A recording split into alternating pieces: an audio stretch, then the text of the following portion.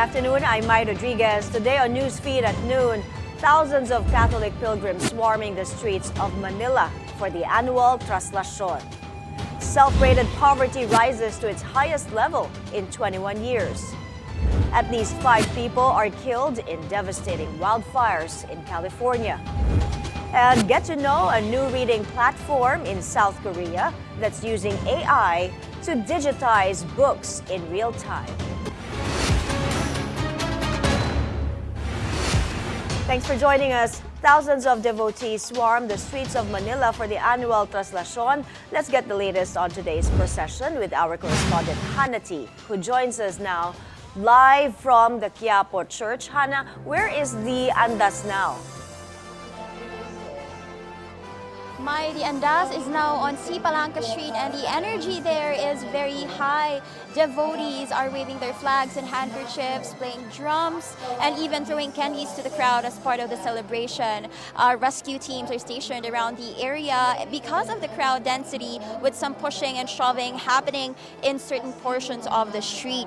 Earlier, we even saw a devotee collapse, but the response was swift and he was immediately given medical attention. Rescue mobiles are also on standby at key intersections of Palanca for quick action in case any incident happens. No less than 50 police officers are present there to ensure crowd control, particularly in the rope pulling area of the Andas. Earlier, we experienced scorching heat, but temperatures have thankfully cooled, which provided some relief to devotees. Meanwhile, here at Plaza Miranda, the crowd continues to grow, and not only are more churchgoers arriving, but also police presence has increased to secure the ongoing holy masses. Actually, what's noticeable, Mai, is the increasing number of barefoot devotees, many of whom continue their tradition of penitence despite the heat.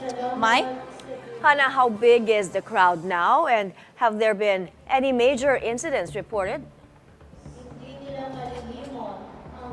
Actually, as of 11:30 a.m., the Manila Public Information Office reported a crowd of around 170,000 around Quiapo Church. Earlier, there was actually a slight commotion at the entrance of the Quiapo Church because that's where the security scanners are set up, and some devotees refused to go through the checkpoint, but the issue was resolved quickly. Mai? That's good, Hannah. Well, have you spotted some celebrities or politicians participating in this year's Traslacion? Not yet here on the ground, but several celebrities, including Coco Martin, Dayan Medina, and Angeline Quinto, have shared their participation in the Traslacion online, and they're actually known for regularly attending this event. Back to you, Mai. Thank you, Hannah T, reporting live from the Quiapo Church. President Bongbong Marcos joins the faithful in commemorating the Feast of the Black Nazarene. The president says this colossal gathering is a testament to Filipino solidarity and camaraderie. He also reminds the public to hurdle challenges that test their resolve with faith and grace and reach out to those who need kindness and empathy. In other news, 4 in 10 Filipinos agree Vice President Sara Duterte should be impeached. That's according to a new survey by the Social Weather Stations, or SWS. 35% of respondents are against Duterte's removal, while 19% are undecided. Most of those who support impeachment cited the VP's failure to explain her allegedly questionable confidential fund spending. The survey was conducted from December 12 to 18. The vice president so far faces 3 impeachment complaints at the House of Representatives. Amid fears of abuse, government agencies tighten rules for the Ayuda para sa Kapos ang Kita program, or AKAP.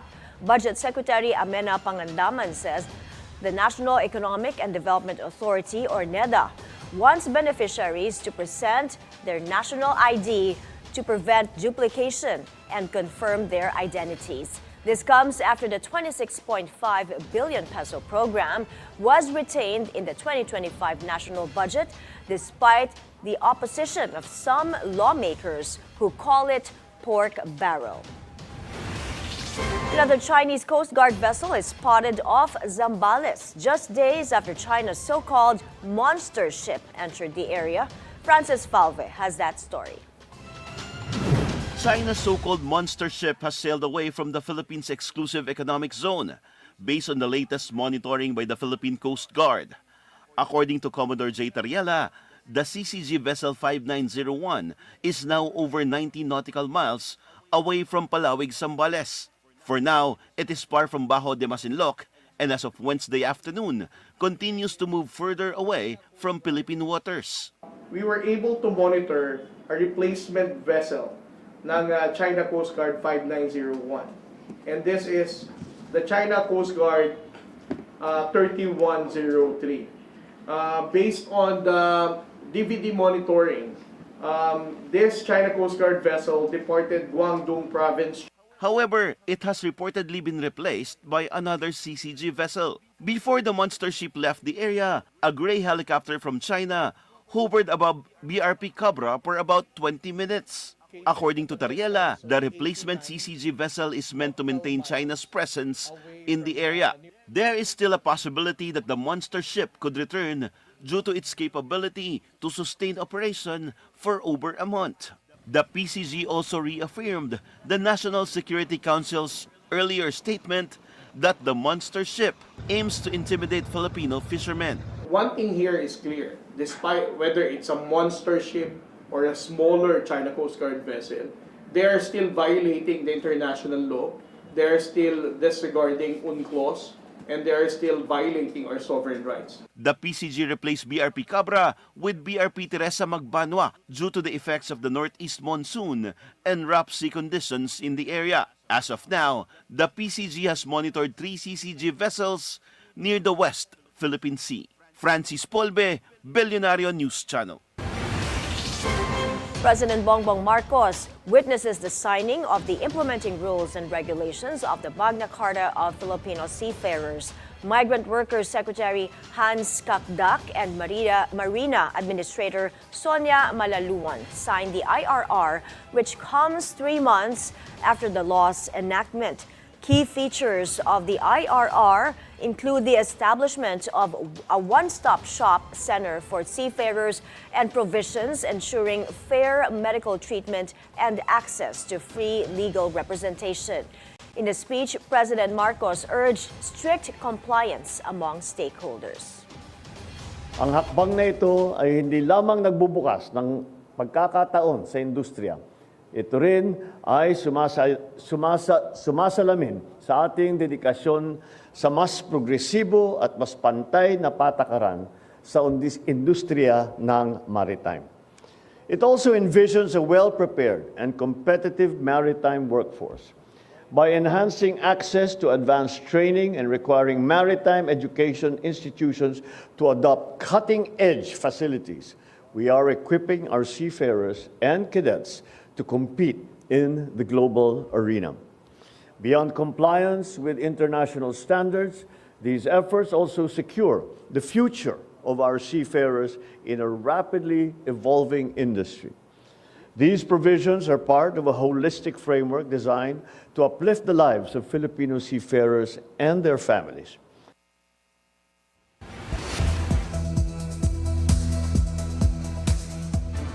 Satellite images reveal the scope of the devastating wildfires in Los Angeles, California.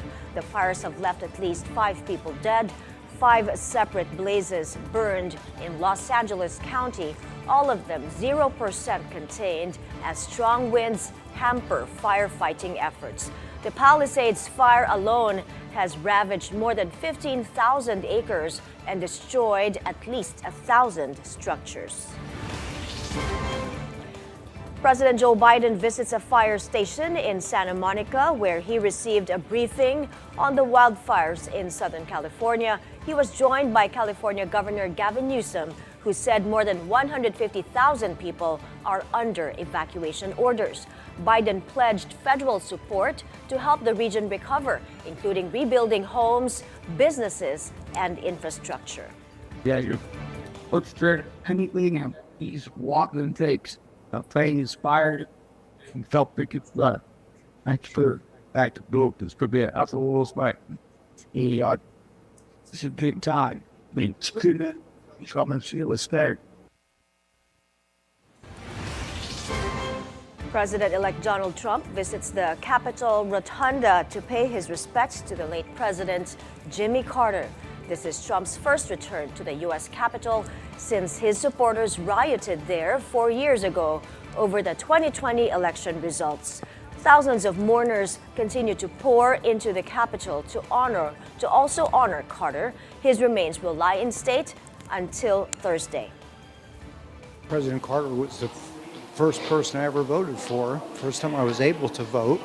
I was actually also privileged to shake his hand at Pease Air Force Base, where it was my first duty assignment in the Air Force, and followed him very closely. Just so impressed with him, the way he carried himself, and how he served our country. Singapore reclaims the top spot as the world's most powerful passport. According to the Henley Passport Index, holders of a Singapore passport enjoy visa-free access to 195 out of 227 destinations across the globe. A Japanese passport got the second spot with visa-free access to 193 destinations. European members France, Germany, Italy, and Spain are tied at number 3, along with Finland and South Korea. The index tracks global freedoms in 227 countries using data from the International Air Transport Association. We are taking a break. Still to come, the private operator of the LRT-1 seeking a fare hike. That and more when Newsfeed at Noon returns.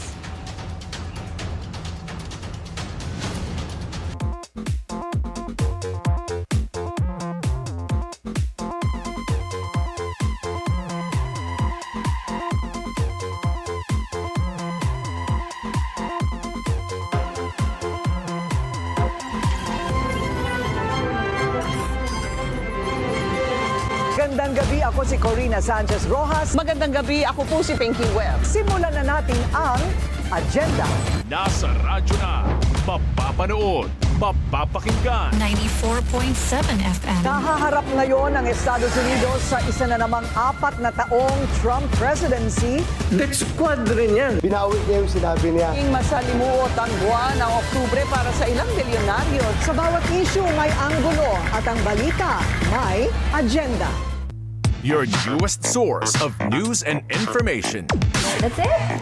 Follows you everywhere, every day. Wow! Oh man. On cable and free TV. Online. He joins us from the Batasang Pamasahe. On mobile. Simulan na natin ang agenda. This is BNC, and we are everywhere.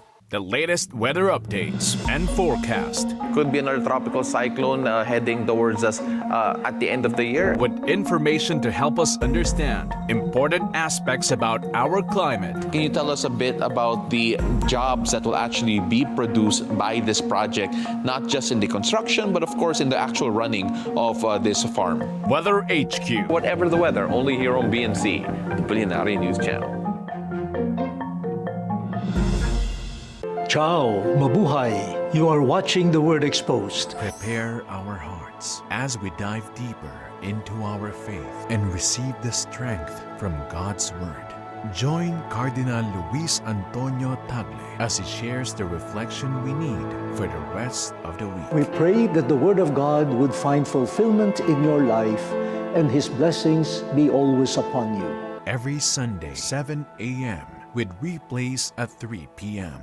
Nuestro Padre Jesús Nazareno, niluluwalhati ka namin. Nuestro Padre Jesús Nazareno, dinarangal ka namin. Nuestro Padre Jesús Nazareno,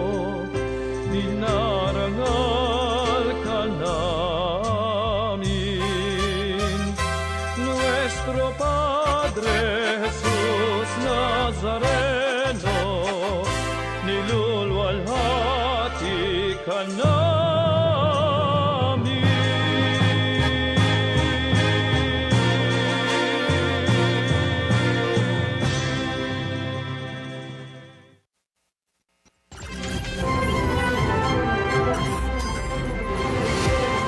You're back on Newsfeed at noon. Self-rated poverty in the country rises to its highest level in 21 years. A December SWS survey found 63% of Filipino families consider themselves as poor, up from 59% in September. That's the highest percentage since the 64% rate recorded in November 2003. Meanwhile, 26% of families tag themselves as not poor, a slight decline from 28% in September. Big news, we're monitoring today the annual Traslacion in Manila. The Philippine Red Cross says it has attended to more than 300 patients who joined the festivities. For more on this, we have with us the Group Secretary General Gwendolyn Pang. Good afternoon, ma'am. Hi, good afternoon, Mai, and good afternoon to all your televiewers. Thank you for joining us today. Now, how many patients exactly did the Red Cross cater to today? So as of 12 noon, we have catered to 328 patients from who have sustained different types of injuries and illnesses. So we have around 181 who sustained minor injuries and about 7 who we have to brought to the hospitals for further care. And around 112 people who needed us to help them check their vital signs because they have not been feeling well. So maybe checking their blood pressure, heart rate, and also respiratory rate. And aside from that, we also have treated around 13 people in our emergency field hospital. Ma'am, this is not unusual from what we see every year, right, during the Traslacion? Yeah, I think from our observation, as you can see that on the screen now, we have younger generation who actually are attending this year's procession or the feast of the Jesus Nazarene. Unlike the previous years, we have older generations. I think the average age group now is 29. So we have even seen some parents would bring their kids as young as 6-year-old. And then we have 67-year-old, I think, as the oldest that we have seen so far. And because we have younger generation who are attending, they're more aggressive. So and syempre, physically they're stronger. So in some of the areas they have been pushing. If you can see also last year at around 8:25 in the morning, we have passed through the same location now in Palanca. But now it's already 12 noon. We are still in Palanca, and we are entering the smaller, narrower streets. Which also have a lot of areas that we need to turn. Then I think as we enter the narrower street, we will have more reports of injuries and more patients to cater. Right. So may nagbago po ba sa mga usual complaints of the patients that you catered to today, or even in the past days from when the festivities started, since you mentioned mas maraming younger generation who participated, and also may mga bata pa rin na dinadala sa festivities? Yeah. So last year, we finished the whole procession by catering to 700 individuals who needed care. But this time, we're still half in the day. We're half through, with the procession. We have 6 to 7 more hours left. But we already have catered to 328 individuals or patients. So I think we are catering to more this year, and also because the procession is lower, and as I mentioned, because the generation that we have now who are attending the procession is younger. So they're more physically active. So that's why I think they have sustained more injuries this time. But this time we have also transported more patients to the hospitals. Some of them will need further care in the hospital, like having them do a blood test, ECG, or ultrasound. And then we have a case earlier for shoulder dislocation, because I think they were pushing, and then so sustained, this person with the dislocation of the shoulder. So we would like to remind, all the devotees to please, make sure that we have a mindset of safetyness of everyone, and then also not to really be pushing too much, kasi marami ang susugatan din, and also nagkakaipitan. Yes. In fact, when they entered Palangka, we have received reports that there are some people who actually almost fainted or fainted already because it's so congested. The areas are so congested.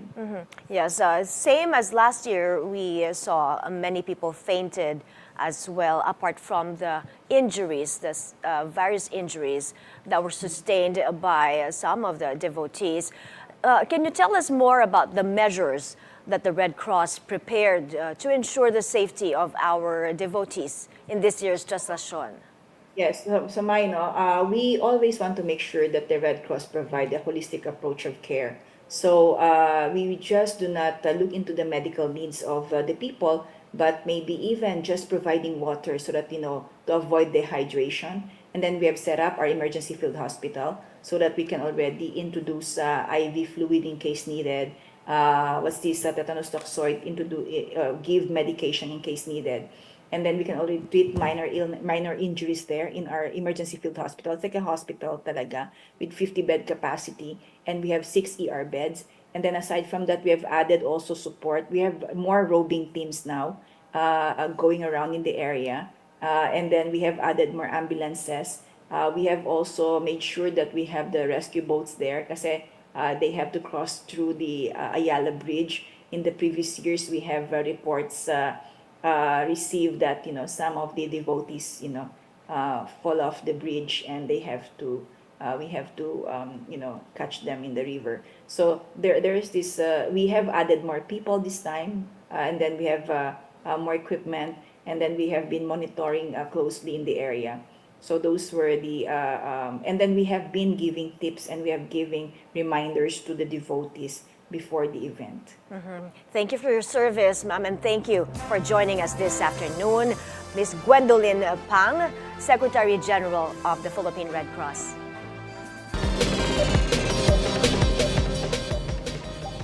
The central bank is expected to cut interest rates by another 25 basis points next month. Economists cite stable inflation outlook and tight real policy rates. Inflation is expected to stay within the government's target range of 2 to 4% throughout 2025. If implemented, the policy rate would drop to 5.5% from the current 5.75%, offering more affordable borrowing options. The Energy Department terminates more than 100 renewable energy projects due to delays in completion timelines. The DOE warns it will cancel additional projects if it identifies further delays in its review process. Energy Secretary Rafael Lutilla also defending the cancellation, saying this will encourage more serious investments in the renewable energy sector. The Commission on Audit orders the Government Service Insurance System, or GSIS, to recover 2.3 billion pesos in investments from 3 companies. The COA says these unidentified companies had no proven profitability from 2019 to 2022. The agency warns the investments put GSIS members' contributions at risk and could threaten the fund's ability to pay future benefits. The COA also notes the GSIS recorded a 251.37 million peso valuation loss from these transactions in 2023. The GSIS has yet to release a statement on the matter. A new reading platform in South Korea is using artificial intelligence to digitize books in real time, including translating texts into multiple languages. The company behind it won at the ongoing CES 2025 in Las Vegas for Best Innovation. Here's the full story. A company in South Korea is digitizing books in real time using artificial intelligence to provide an immersive reading experience. Woongjin Think Big says its new platform, Bookstory, scans a book, detects its contents, and then converts it into an audio or text version instantly. Rachel Son, an employee of Woongjin Think Big, says the application also uses AI to translate books into various languages. In our reading mode, we were able to put the scanned book under the camera. Once the book is detected, we're able to flip to any kind of page and it's able to automatically read the book back to you. Bookstory can also generate a song about the book using the song mode. The company won a CES 2025 Best Innovation Award.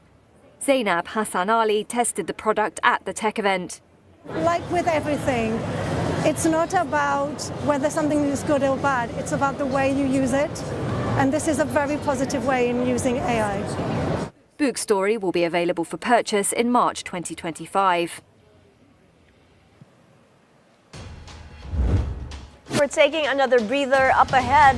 Veteran actor and TV host Vic Soto files a cyber libel complaint against filmmaker Daryl Yap. More on that story and other news on Newsfeed at noon. Stay with us.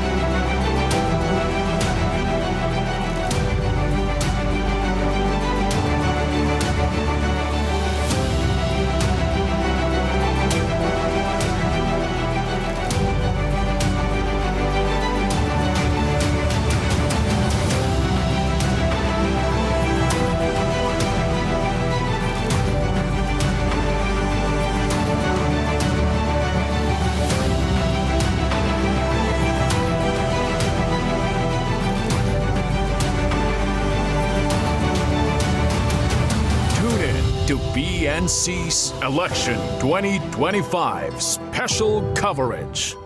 Ito po si Father Nono. Ako po si Father Fiel Pareha. Ako si Risa Singson Kaupeng. Kape at pandasal na po tayo. Ito po si Cardinal Chito Tagle.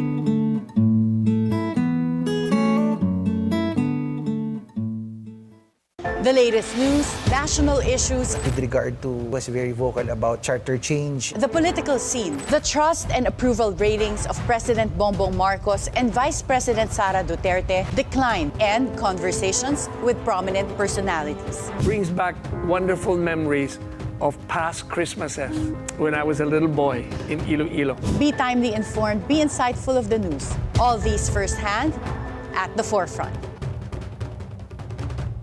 Good morning, I'm Mikey Orata. Ferdy Salvador. Welcome to Industry Beacon, where we shine a light on the trailblazers, the disruptors, and the industry leaders shaping our future. And in each episode, we explore how they're staying ahead in their fields, one industry at a time. It's a good opportunity to come from Australia here to the Philippines. AC Health has launched groundbreaking initiatives to improve access to care. I'm so thrilled we opened the country's first cancer-only hospital. Industry Beacon on BNC, the Bilyonaryo News Channel. Nagpasalamat ang economic team kay Pangulong Bongbong Marcos dahil personal nitong inupuan ang pagbusisi sa 2025 budget. Ang final version nakasusunod na raw sa Philippine Development Plan for 2023 to 2028. Pinakamataas ng alokasyon sa education sector na 1.055 trillion pesos. Kasama riyan ang budget ng DepEd, Commission on Higher Education at iba pang state academic institution. Pangalawa ang DPWH na bumaba sa 1.0 trillion pesos. Sinundan niya ng DND, Department of Interior and Local Government, Department of Health, Department of Agriculture, DSWD, DOTR, Judiciary, Labor Department at DOJ. 26 billion pesos ang navito sa DPWH dahil kailangan pa raw pag-aralang mabuti ang mga proyektong pinaglalaanan nito.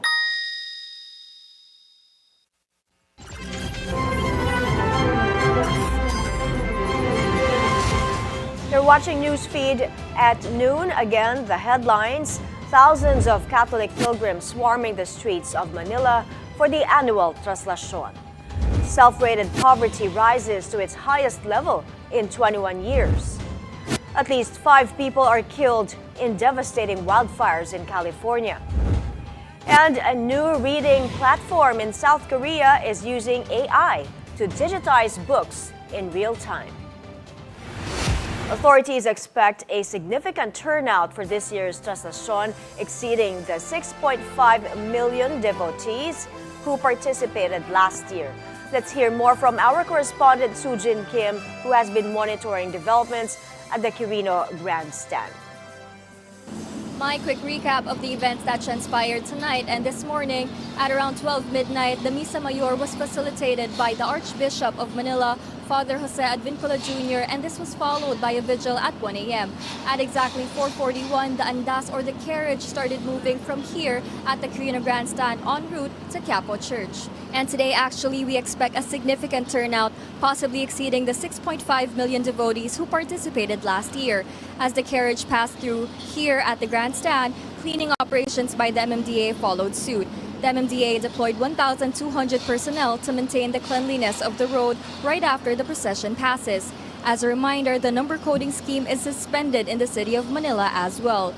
Reminder to everyone participating here today, prohibited items are large bags, alcoholic beverages, caps, hoodies, umbrellas, drone cameras, and selfie sticks, as these might cause injury or impede inspections. Actually, just a few moments ago, we saw one man at the triage center being treated for a foot injury, which came after his foot got run over by the carriage. Just this morning, about 100 minor injuries and 6 major injuries have been reported. Nonetheless, there are 500 volunteers from the Philippine Red Cross ready to assist at the first aid stations. We also have some 14,000 personnel from the Philippine National Police ready to maintain the peace and security here at the vicinity. They are also assisted by 1,000 members of the Armed Forces of the Philippines. The procession will follow its traditional 5.8-kilometer route from here at the Quirino Grandstand to Quiapo Church. And those are latest updates from here at the Quirino Grandstand. Back to you, Mai. That was Sujin Kim reporting from the Quirino Grandstand. Passengers of the LRT-1 may need to adjust their budget soon as its private operator seeks a fare hike. The Light Rail Manila Corporation explains its petition is part of a periodic fare adjustment process. If approved, the single journey trip throughout the LRT-1 would increase from 45 pesos to 60 pesos. Fares for both the LRT-1 and the LRT-2 last increased in 2023. The militant group Bayan or Bagong Alyansang Makabayan is strongly opposing the proposed fare hike. Joining us now for more on their take is Bayan Secretary General Renato Reyes. Good afternoon, Mr. Reyes. Thanks for taking our call. Good afternoon, Mai. So this fare hike comes in a time of rising inflation and low wages. First off, kindly explain to our viewers what this proposed hike exactly is and how would this affect fares at the LRT-1? Well, first we have to understand that the LRT is no longer a government-run train system. Its operations have been privatized since 2014. So it's now the Light Rail Manila Corporation that operates the LRT-1 train line. And under their privatization contract with the government, they are allowed to raise fares every 2 years by as much as 10%.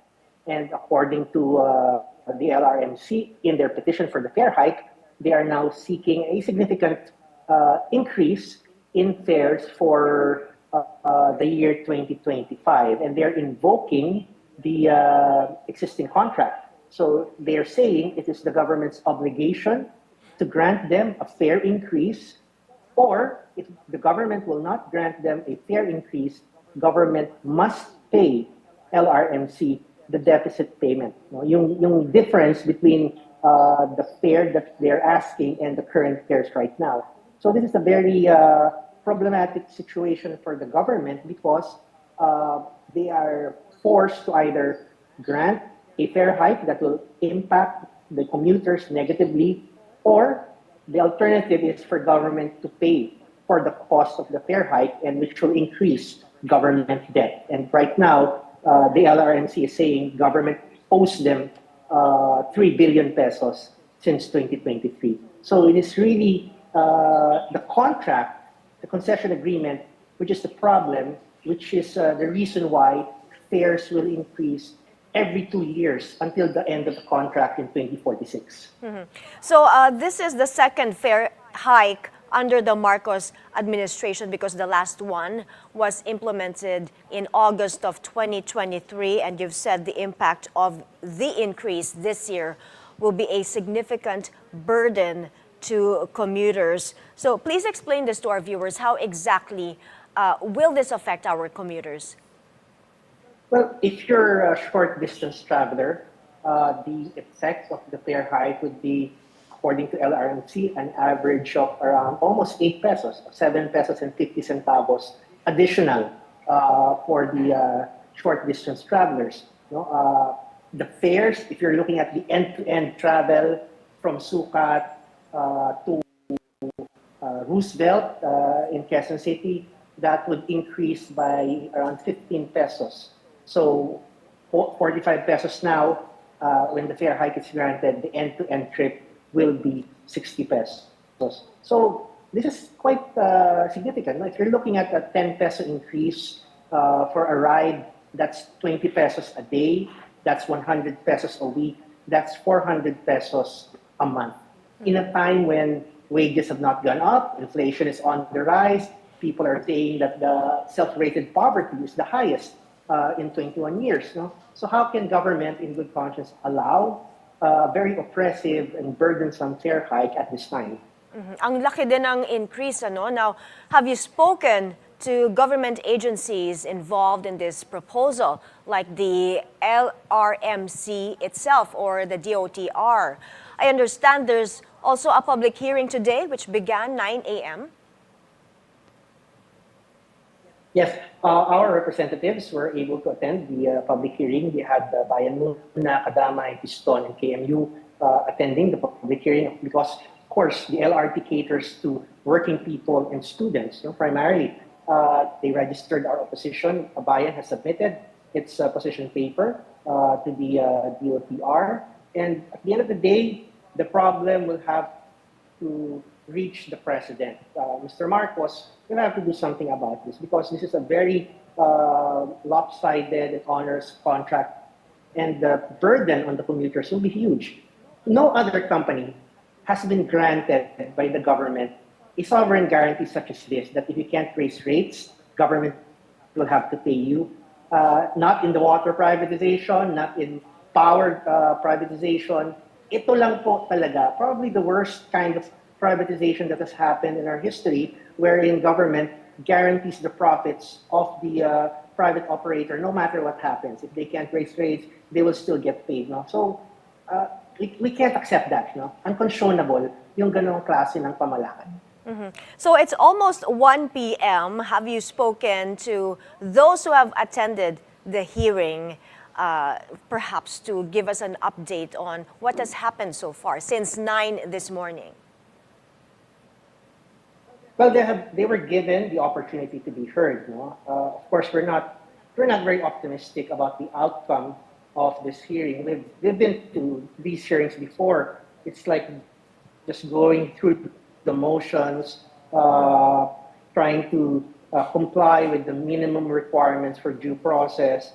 Just to say that the oppositors were heard, they were given a chance. But I think this is a done deal because the private operator is already invoking contractual obligation, and the DOTR has not shown any decisiveness when it comes to asserting public interest and public welfare on the matter. So we're very skeptical that the fare hike will be denied. That's why we're saying, as early as now, this will have to reach Malacanang. It will have to reach the office of the president. Mr. Marcos will have to be accountable and will have to take action on this matter after the DOTR approves the fare hike. Mm-hmm. So apart from appealing to Malacanang, what does Bayan plan to do to stop this fare hike from happening? Is there anything more you can do? Well, we ask commuters to let their voices be heard. We ask commuters to speak out against the fare hike. We ask commuters to be vigilant about against the additional burden that is being passed on them. We ask the Supreme Court to finally decide in our favor a long-standing petition that has questioned the constitutionality of this concession agreement entered into by the Philippine government and LRMC. Of course, we will protest. We will bring the issue to the commuters, and hopefully those who are in power will be receptive, or at least try to listen to the people at this time when the economy is not doing so great, when poverty and inflation are on the rise. It is time that we give the people some relief against these additional burdens. Thank you for your time this afternoon, Bayan Secretary General Renato Reyes. The Budget Department defends the 2025 General Appropriations Act following backlash over reduced funding for the education sector and the Ayuda para sa Kapos ang Kita program. The details from Agatha Gregorio. The education sector is still highest priority in the 2025 General Appropriations Act. That, according to the Budget Department, after the GAA was branded unconstitutional because the Public Works and Highways Department was given a higher allocation than the Education Department. The DBM asserts the education sector is more than just the DepEd. Meron kang CHED, meron kang mga state universities and colleges, other schools po, and science schools, which would include the PNPA, the PNA, kasi they are also offering courses. And state subsidized sila. The DBM adds the education sector's funds now amount to 1.055 trillion pesos, while 1.007 trillion is allotted for public works. Education Secretary Sonny Angara earlier slammed the national budget too after DepEd's funding was slashed by 12 billion pesos, with 10 billion supposedly for computerization. According to Budget Secretary Amena Pangandaman, the agency can get funding for this through other means. These include the 1.3 billion pesos in unobligated funds. Pangandaman adds DepEd could also divert the budget for projects deemed slow-moving to prioritize computerization. May additional 1.5 billion po under GAA na bagong proyekto ang DepEd. Ito po yung, it's a new locally funded project. Ito po yung Connectivity Enhancement Program for e-learning in public schools. This additional funding could support efforts and bridge gaps in digital infrastructure, potentially alleviating some of the financial pressures on the computerization program. Pwede rin naman po natin itap yung unprogrammed appropriations in case magkulang pa po yung kailangan nila. The Ayuda sa Kapos ang Kita program, or AKAP, is yet another contentious aspect of the GAA, especially as some say it is redundant to other assistance projects. The president did not veto this, but it is now under conditional implementation, with the Social Welfare Department, the Labor Department, and National Economic and Development Authority tasked to craft implementing guidelines first. Although hindi pa po ito final, but I would just relate that SFRC wanted to use the national ID for para sa mga beneficiaries. I think that's one of the reasons kaya po tayo may national ID. Para ma-prevent yung duplication, para makita po kung talagang ikaw ay kinakailangan mabigyan itong maging beneficiary nitong AKAP na ito. Pangandaman also says we may already see the AKAP guidelines by next week. 26 billion pesos was allocated for the program in this year's national budget. The program seeks to help those earning minimum wage or lower cope with inflation. Agatha Gregorio, Bilyonaryo News Channel. In sports, a big blow for Gilas Pilipinas as 7'3" basketball star Kai Sotto sustains a torn ACL on his left knee. The Japan-based big man confirmed the development on his official Instagram account. Sotto calls this, quote, the darkest day of my basketball career. His team in Japan says he will be sidelined for at least 6 months to recover from the injury. Sotto will be unable to join Gilas next month in the upcoming window of the FIBA Asia Cup qualifiers. He will also miss the B-League Asia Rising Star game scheduled for January 18. In the PBA Commissioner's Cup, sweet victory for Northport as the Batang pair ends a 5-year losing streak against Barangay Ginebra San Miguel. Northport escaped with the upset Wednesday at the PhilSports Arena, 119-116. Import Kadim Jack leading the charge for Northport with 32 points. Arvin Tolentino chipped in 29 points while Joshua Munzon added 27 markers. In the first game, the rain or shine Elasto Painters rolling to their 5th straight victory at the expense of Blackwater Bossing 122-106. ROS import Dion Thompson had a double-double of 25 points and 16 rebounds, while Adrian Nokum caught fire in the second half, finishing with 22 points. Veteran actor and TV host Vic Soto files a cyber libel complaint against filmmaker Daryl Yap. This is in connection with Yap's upcoming film about the late actress Pepsi Paloma. In the controversial teaser of the film, the actress who played Paloma was asked if she was raped by Soto, to which she replied yes. Soto filed his complaint at the Muntinlupa Regional Trial Court. Yap was given until January 15 to respond. And before we go, The Voice USA winner Sofronio Vasquez graces Malacanang Palace, where the president himself honored him for bringing glory to the Philippines. Pierre Pastor has this story. President Bongbong Marcos warmly welcomed Sofronio Vasquez, the grand winner of The Voice USA Season 26, to the palace. Vasquez is the first Filipino and Asian to win the prestigious competition. He serenaded the first couple, even bringing the First Lady to tears. Sofronio sang his version of Imagine by the Beatles, a favorite of the president. I hope someday you'll join me. And the world will be as one. Ganda! Ang galing mo kumanta.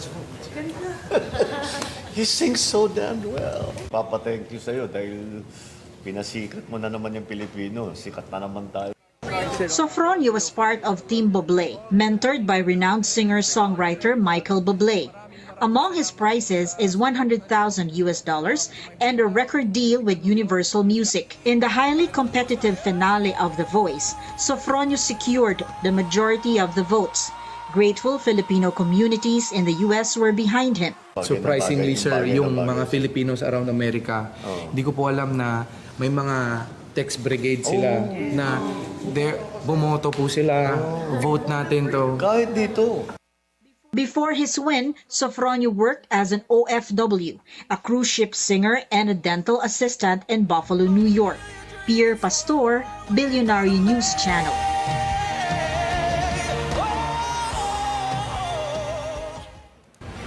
Amazing voice. And those are the news this hour. I'm Mai Rodriguez. Keep it here on the Bilyonaryo News Channel. Good afternoon.